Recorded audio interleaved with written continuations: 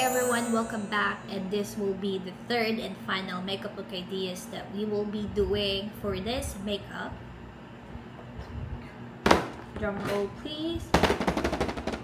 We will be doing the skull face makeup look. Let's get started. Let me do my base and eyeliner off cam and I'll be back. So, ito yung inspo ko. Let's go, let's do it. I-trace out muna natin siya.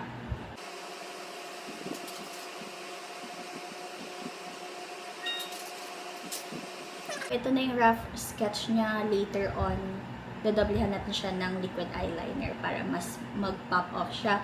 Bago ko gawin yung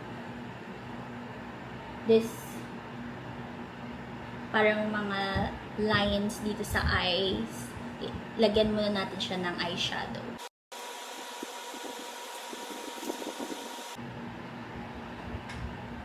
Damn.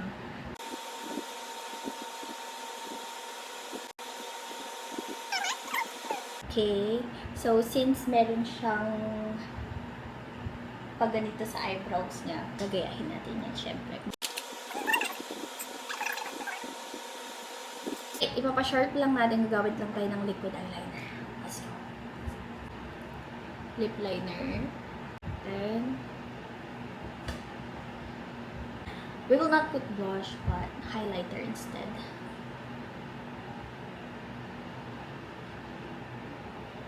See you on the final look.